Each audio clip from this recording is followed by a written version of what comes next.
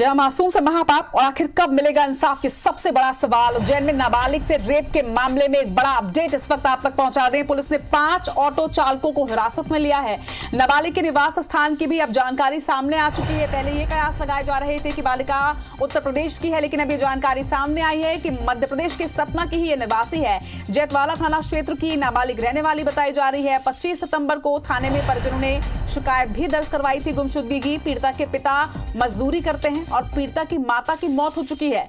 पीड़िता का एक 15 साल का भाई भी बताया जा रहा है। तो तमाम जानकारियां जो हैं वो परिवार की अब सामने आ रही हैं। आखिरी बार जैतवाला रेलवे स्टेशन में छात्रा को देखा गया था। इंदौर के एमटीएच हॉस्पिटल में इस वक्त पीड़िता का इलाज जारी है। हालांकि हेल्थ पर भी एक अपडेट आप तक पहुंचा दें कि इस वक्त खतरे से बाहर है। पीड़िता आईसीयू से बाहर निकाल लिया गया है, लेकिन इस वक्त भी पीड़िता का इलाज जारी है। 24 सितंबर को गुमशुदगी की रिपोर्ट दर्ज कराई गई थी। नाबालिग के दादा ने ये रिपोर्ट दर्ज कराई थी और 24 सितंबर को सुबह 8 बजे जो छात्रा है वो अपने घर से निकली थी परीक्षा देने के लिए, स्कूल जाने के लिए मासूम निकली थी। लेकिन इसके बाद वो जिस हालातों में उज्जैन में मिली है, कई गंभीर सवाल यहाँ पर खड़े होते हैं। 25 सितंबर को थाने में परिजनों ने शिकायत दर्ज करवाई जब उन्हें बच्ची की गुमशुदगी की जानकारी समझ में आई और उसके बाद गुमशुदगी की रिपोर्ट दर्ज कराई और तब से ही पुलिस तलाश कर रही थी। और अब परिवार की भी जानकारी सामने आ चुकी है। बालिका सतना की रहने वाली बताई जा रही है और बालिका के घर का, परिवार का पूरा ब्यौरा भी अब सामने आ चुका है। लेकिन बच्ची आखिर सतना से उज्जैन कैसे पहुंची, ये बड़ा सवाल है। हालांकि एक बड़ा अपडेट आपको ये भी बता दें हम कि 12 साल की मासूम बच्ची के साथ रेप की इस घटना में इस वक्त 5 ऑटो ड्राइवर्स को गिरफ्तार किया गया है। इसके पहले ये जानकारी थी कि एक ऑटो चालक को गिरफ्तार किया गया था क्योंकि वो बच्चे के आसपास देखा गया था। लेकिन इस वक्त ये बड़ा अपडेट सामने आ रहा है कि अब 5 लोगों की गिरफ्तारी हो गई है। नाबालिग से दुष्कर्म के मामले में लगातार IBC 24 आप तक ये अपडेट्स पहुंचा रहा है। पुलिस ने 5 ऑटो चालकों को अब हिरासत में लिया है। सतना से हमारे सहयोगी मृदुल पांडे इस वक्त हमारे साथ जुड़ रहे हैं। मृदुल, जानकारी दीजिएगा, क्या अपडेट है? 5 ऑटो ड्राइवर्स की गिरफ्तारी की बात सामने आ रही है। देखिए, निश्चित ही उज्जैन में हुई ये जो दुष्कर्म घटना है उसकी तार सतना जिले से जुड़े हुए हैं, क्योंकि सतना की जो अभी तक में जानकारी में आया है, जो पीड़िता है जो उज्जैन दुष्कर्म कांड की नाबालिग, वो सतना की ही रहने वाली है। सतना पुलिस से हमारी बात हुई है, उनका कहना था कि जब उज्जैन मीडिया के माध्यम से जब ये घटना सामने आई पुलिस में, तो जो बच्ची ने जो ड्रेस पहनी हुई थी, स्कूल ड्रेस थी, उस ड्रेस का जिक्र जो है सतना में एक गुमशुदगी दर्ज हुई थी 25 तारीख की सुबह 10 बजे, उससे मिल रही थी। तो पुलिस ने जब सतना पुलिस ने जब उज्जैन पुलिस से संपर्क किया तो ये बात सामने आई कि जो नाबालिग लड़की सतना से 24 तारीख की सुबह से लापता है, तो उस कहीं ना कहीं वह लड़की हो सकती है। तो जब जांच में सामने आया कि यह वही लड़की है, क्योंकि जब नाबालिग लड़की के बारे में जो आपको बता दूं कि सतना के जैतवाड़ा थाना क्षेत्र की रहने वाली है, उनके परिजनों और पुलिस का कहना है कि यह 24 तारीख को सुबह निकली हुई थी एक, और ये 8वीं कक्षा में पढ़ती थी और एग्जाम देने के लिए जब स्कूल निकली थी, इसे आखिरी बार जैतवाड़ा रेलवे स्टेशन में देखा गया था। उसके बाद से ही लड़की लापता थी और ये 25 तारीख को यह उज्जैन से ये विभत्स घटना सामने आती है। और जब और अब मृदुल, यहाँ पर बड़ा सवाल ये भी खड़ा होता है कि एग्जाम देने के लिए जब छात्रा निकली थी, बालिका निकली थी, तो उसके बाद वो रेलवे स्टेशन में क्या कर रही थी और सतना से ये उज्जैन किन हालातों में पहुंची, ये भी एक बड़ा सवाल है। जिसमें ये छात्रा पढ़ती थी, जो नाबालिग थी, दुष्कर्म पीड़िता थी, और पढ़ने के एग्जाम के बाद ही यह घर से स्कूल से निकली और आखिरी बार ये स्टेशन में देखी गई है। बताया जा रहा है कि जो भी ट्रेन स्टेशन में रुकी हुई है उस ट्रेन में चढ़ गई थी। हालांकि जो प्रारंभिक जानकारी है उसके हिसाब से लड़की के साथ कोई दूसरा व्यक्ति नहीं था और इनके जो परिवार के लोग भी बता रहे हैं कि लड़की जो है, जो उनको जानकारी मिली है, जो अपने सोर्स से उन्हें जानकारी मिली, उसके साथ कि लड़की उस वक्त अकेली थी और उसके बाद से इस लड़की को कोई भी नहीं देखा और अगले दिन जो उज्जैन में उसके साथ यह दुष्कर्म की घटना होती है। ठीक है मृदुल, आप हमारे साथ बने रहिएगा। इस वक्त हम दर्शकों को ये भी बता दें कि पुलिस अधिकारियों ने भी इसमें अपना बयान जारी किया, क्या कुछ कहा है, सुनते हैं।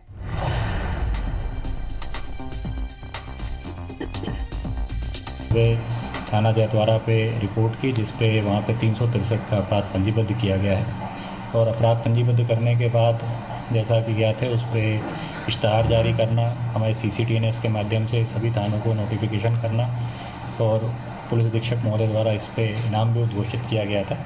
तो प्रारंभिक तौर पे ऐसा बताया गया कि बच्ची वही ड्रेस शायद पहन के निकली थी जिसपे एक टीम वरिष्ठ अधिकारियों की यहाँ से महाकाल थाने उज्जैन के लिए रवाना हुई है और उस पर अग्रिम जो भी दस्तयाबी के बाद जो वैधानिक कार्रवाई होगी उस पर करेंगे।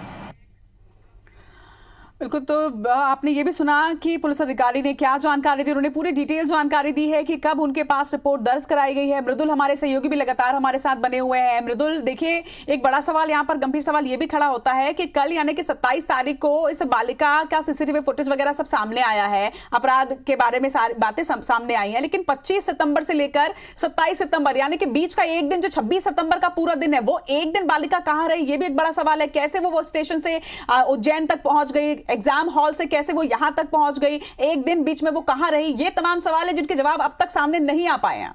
मृदुल, निश्चित ही पुलिस भी इस सवालों को तलाश रही है और हम भी लगातार कवरेज के माध्यम से इस बात को जानने की कोशिश कर रहे हैं कि आखिर इस बीच लड़की किसके पास थी और आखिर वो कहाँ रही। हालांकि जो जानकारी अब तक हमारे पास है सतना से है, तो वो 24 तारीख को सुबह एग्जाम के लिए निकली और इसके पारिवारिक बैकग्राउंड के बारे में भी मैं बताना चाहूंगा। ये मजदूर परिवार है से ताल्लुकात रखती है लड़की, और लड़की की माँ पिछले 12 सालों से इस परिवार से अलग है और पिता और हालांकि इसकी परवरिश जो है उनके दादा द्वारा की जा रही थी और इसका एक 15 साल का नाबालिग भाई भी है और ये अपने दादा के साथ। ठीक है मृदुल, मैं आपके पास लौटती हूँ। इस वक्त इंदौर से हमारे साथ अपडेट्स के साथ में निहारिका शर्मा भी जुड़ रहे हैं। निहारिका, इंदौर में इलाज जो है बालिका का वो इस वक्त जारी है। अब पुलिस ने 5 और ऑटो चालकों को गिरफ्तार किया है। क्या इस तरह की भी कोई आशंका जता रही है पुलिस की ये रेप नहीं बल्कि गैंग रेप से जुड़ा मामला है?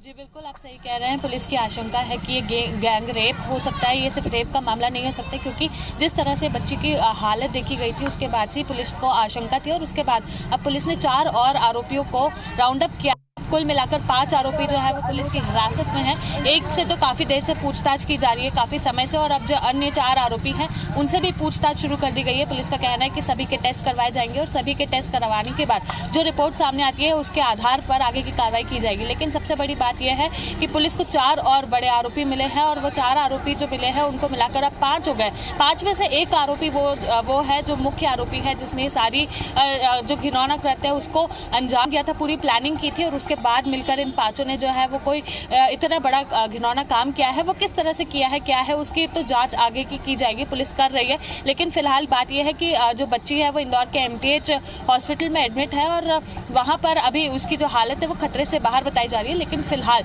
बच्ची की हालत इतनी भी अच्छी नहीं है कि वो बयान दे सके या बता सके कि आखिरकार वो उज्जैन कैसे पहुंची, कहां से पहुंची, किसके साथ पहुंची और उसके साथ ये मामला कैसे हुआ। पुलिस लगातार इसमें काम कर रही है और 4 जो आरोपियों को राउंड अप किया है, अब मिलाकर 5 जो हो गए हैं, उन सभी से पूछताछ भी कर रही है और सभी के टेस्ट भी किए जा रहे हैं। निहारिका, क्या अब देखिए सवेरे ही एक ऑटो चालक की गिरफ्तारी हो चुकी थी जिसने कबूल भी कर लिया था कि उसने रेप जैसी जघन्य वारदात को अंजाम दिया। अभी तक के पूछताछ में इस तरह की कोई जानकारी सामने आ रही है क्या कि छात्रा जो एग्जाम देने के लिए गई थी वो अपनी मर्जी से कहीं स्टेशन से किसी ट्रेन में बैठ गई हो और ट्रेन से उतरने के बाद वो कहीं स्टेशन पर घूम रही हो और उसके बाद फिर ऑटो चालक ने जब देखा होगा कि ये बच्ची अकेली है तो फिर उसने इस अपराध को जन्म देने के बारे में सोचा?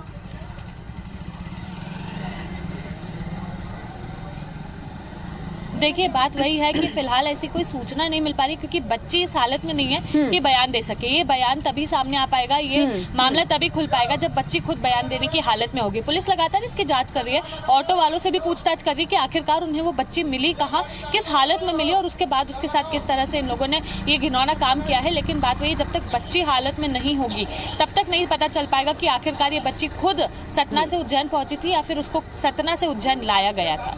बिल्कुल निहारिका, क्योंकि ये जो पूरा मामला है इसमें कई सवाल अब जन्म ले रहे हैं। 25 तारीख को बालिका लापता हो चुकी थी, 25 तारीख को गुमशुदगी की रिपोर्ट सतना में दर्ज कराई जा चुकी थी, लेकिन बच्ची 27 तारीख को यहां पर मिलती है। इस बीच वो एक दिन कहां थी, क्या हुआ उसके साथ, क्योंकि 27 तारीख को भी जिस तरह से पूरा वीडियो सामने आया, बेसुध से वो बच्ची नजर आ रही है, यहां वहां घूमती नजर आ रही है और इस पर भी कई सवाल खड़े हो रहे हैं। भले ही सियासत हो रही है, राजनीतिक पार्टियां एक दूसरे पर आरोप प्रत्यारोप के दौर लगा रही हैं, लेकिन बड़ा सवाल तो यह भी है कि एक बेसुध बच्ची इतने घंटों तक उज्जैन की गलियों में घूमती रही, लेकिन एक व्यक्ति भी ऐसा कोई नहीं मिला उसे जो उसकी मदद कर सके।